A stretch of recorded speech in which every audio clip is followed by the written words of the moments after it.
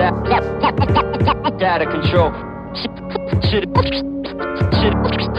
Shit is out of control. Écoute ça.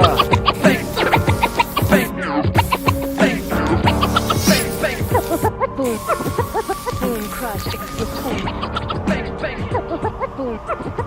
Boom, crash, explosion. On se catégorise comme une entreprise d'événementiel culinaire.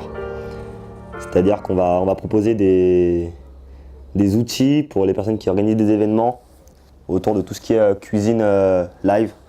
Donc on propose des services traiteurs, cocktail finger food, c'est-à-dire des pièces traiteurs uniquement à base de produits frais, on fait tout nous-mêmes, donc qui est totalement consommable avec les doigts.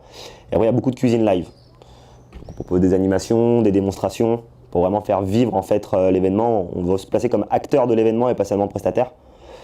Et l'objectif est vraiment de créer des événements sur mesure.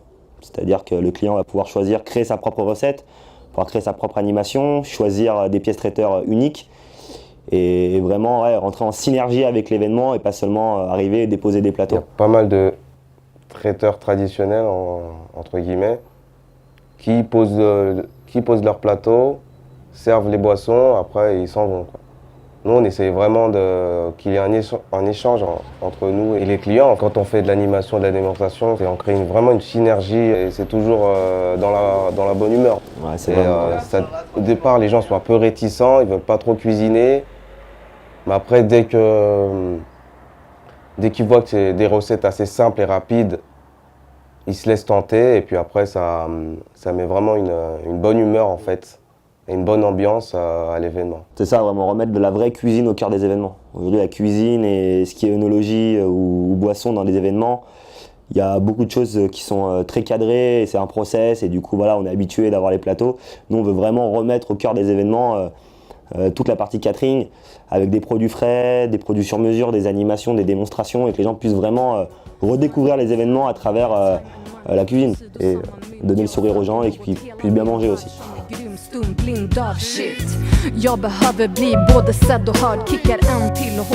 C'est un reflet de notre génération.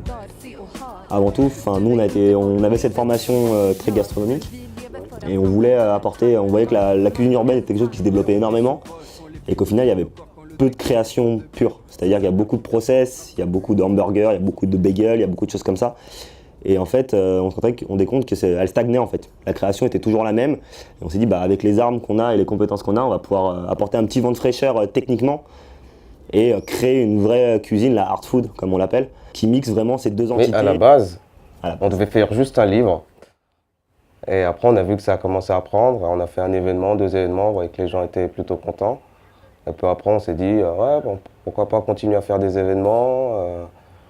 Après, pourquoi pas créer une boîte, on se fait un compte auto-entrepreneur pour voir si ça prend, pour se faire un peu un fichier client. Et puis après, on a vu que ça prenait et on s'est dit, on y va. C'est aussi ça, l'entrepreneuriat, c'est des opportunités.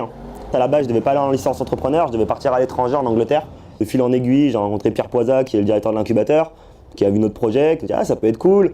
Puis après, on en a parlé, on a dit « c'est vrai que ça peut être cool ». Et puis au final, ça a fait effet de boule de neige et on se retrouve aujourd'hui ici, alors qu'à la base, on n'était vraiment pas parti pour monter notre boîte et créer Dealer de Cook. C'était vraiment des concours de circonstances qui nous ont amenés jusqu'ici. C'est toujours la même galère. Là, on a un nom qui est très décalé, mais derrière, on l'assume parce que nous, on est urbain, notre cuisine est urbaine et qu'on est fan d'art urbain, de la culture urbaine et que notre génération est beaucoup plus proche de ça. Nos parents, la rue était quelque chose de malfamé. Alors que nous, notre génération, la rue est beaucoup plus un moyen d'expression, un moyen où on rencontre les gens. Et je pense que c'est un rapport à ça. Et puis, un nom qui choque, ça permet aussi, on va pas se mentir, d'avoir une visibilité et de rester dans la tête des gens beaucoup plus facilement. Si on s'appelait Urban Food, voilà, personne ne pourrait retenir le nom. Dealer de Cook, on l'entend une fois, on aime ou on n'aime pas, mais au moins on l'oublie pas.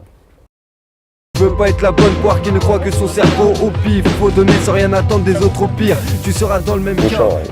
Beaucoup de bouche à oreille, vu qu'on fait pas mal d'événements publics. Le mieux en fait pour nous, c'est que les gens puissent goûter ce qu'on fait. Parce que voilà, la concurrence à Lyon en termes de food, elle est juste énorme.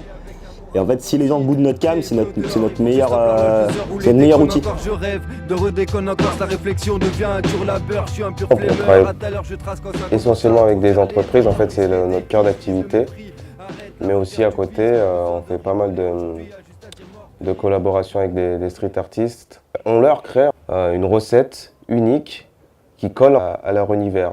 Exemple, on a fait une collaboration avec Shutter Clothing, qui est une marque de fringues, de t-shirts. Et en fait, on a sorti une collaboration entièrement sur la food. Donc chaque t-shirt avait soit un visuel de food, soit des écritures autour de la food. C'est un peu arrivé à faire rentrer en fait la cuisine, la art food, une cuisine qui est contemporaine, moderne, mais qui aussi a une forte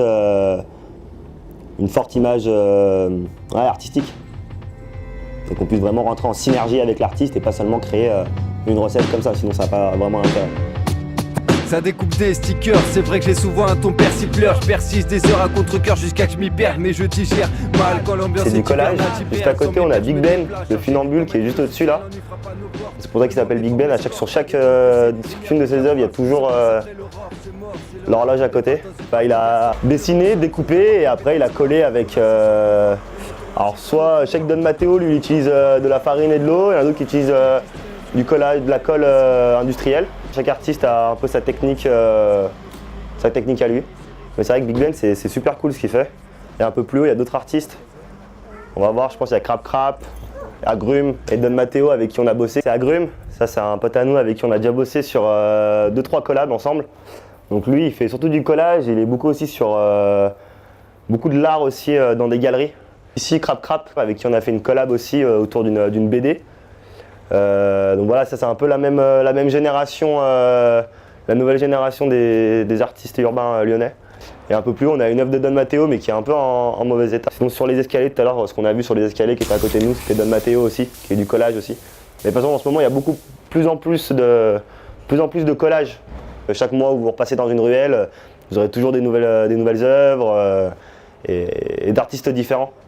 Et c'est ça qu'on aime beaucoup sur Croix-Rousse et sur Lyon en général, c'est que c'est une ville qui vit beaucoup à travers ses artistes et ses entrepreneurs. Si t'as une fan, sors-la vite avant qu'en te croisant les ports la vise, le décor s'agite. Le but c'est vraiment de devenir une entité. Là on veut vraiment, dans les prochaines années qui arrivent, devenir une référence à Lyon. Et après évidemment embaucher des personnes et développer le concept sur Lyon. Vraiment on s'autoproclame Start Down, on va y aller doucement. Avoir un beau socle à Lyon et Bon, après on pourra se développer dans d'autres villes. C'est ça, après le concept, on va dire l'image qu'on a avec Dealer, on peut faire énormément de choses. On a fait les mêmes études, on a fait 4 ans ensemble. On a fait un BEP et un bac pro en cuisine à Gênes de France, où on a été formé par William Jacquier, meilleur ouvrier de France. À la fin du bac pro, j'ai bossé pendant 6 ans, j'ai un peu tout vu. Tous les types de cuisine, brasserie, bouchon, gastro. Donc ça m'a permis d'avoir une large palette de toutes les techniques culinaires. Après le bac pro cuisine, moi j'ai fait un BTS en restauration, où j'étais en alternance chez Joseph Viola, Daniel et Denise. Après ce BTS, j'ai fait un autre BTS en management, en fait, où j'ai fait du coup en stage, j'étais à l'atelier des chefs, donc une école de cuisine pour particuliers. Et après, j'ai fait une licence entrepreneur à Lyon 3. Et c'est comme ça en fait que je suis rentré à l'incubateur. Et après, on s'est rejoints et on a des compétences qui sont communes et différentes, ce qui nous permet voilà, de se comprendre, mais aussi de pouvoir gérer la boîte, chacun avec une vision un peu différente.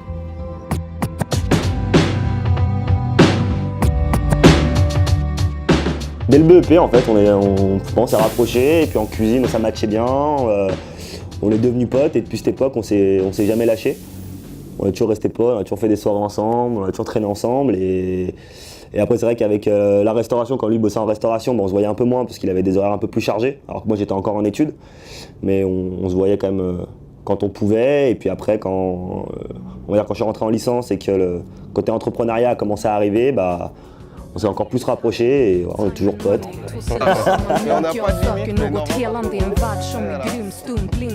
Moi, ce qui m'a fait le plus kiffer, ça a été quand on a appris que la collab avec Shutter Clothing, donc les t-shirts étaient vendus chez Colette. Je trouvais ça grave cool. Voilà, ça faisait 1 an qu'on avait monté la boîte.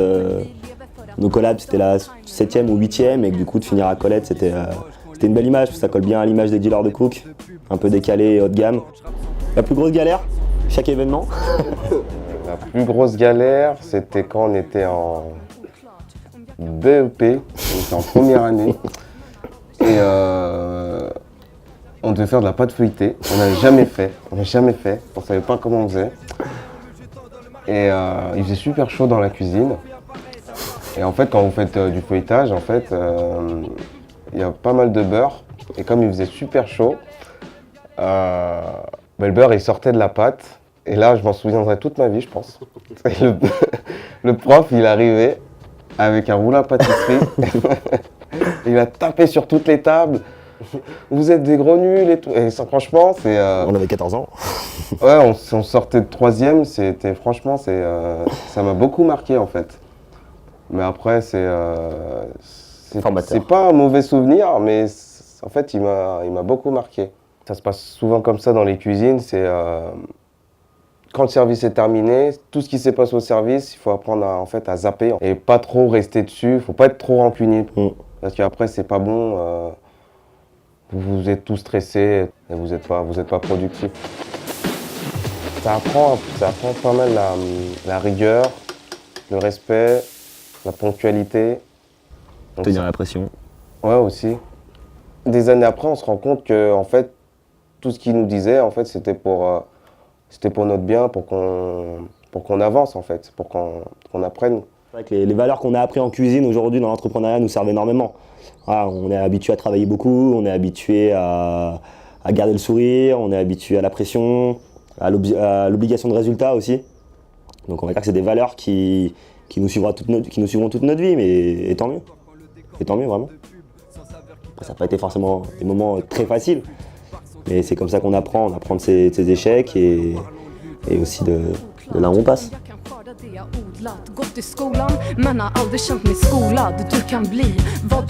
L'aventure dealer de cook et l'entrepreneuriat, c'est vrai que c'est quelque chose qui est super épanouissant. J'adore faire ça et surtout bosser avec un de mes meilleurs potes sur monter sa propre boîte à 25 ans. Ce qui m'a donné envie de faire de la cuisine, je devais avoir 12 ou 13 ans.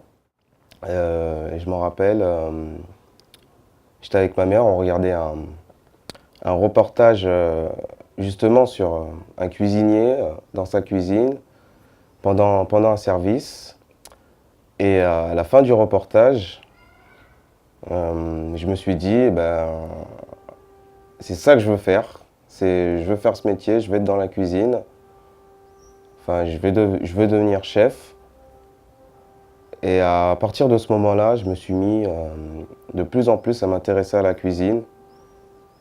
Je faisais des petites recettes avec ma mère, elle m'apprenait 2-3 trucs. Au départ, elle était un peu réticente parce qu'elle savait que c'était un métier assez dur. Mais après, mes parents m'ont toujours soutenu, encouragé dans tous mes choix. Et au final, je les remercie bien. Besoin d'un tire-fesse pour monter, de stress pour me bouger, de juste un pion pour foutre le bordel sur l'échiquier. Des squats si loin de la street, beaucoup voient même plus de quoi ils parlent. Donc je reste si loin de leur bis qu'ils croient que je sors jamais de ma case. Donc voilà, il n'y a pas de limite, seul le ciel en est une.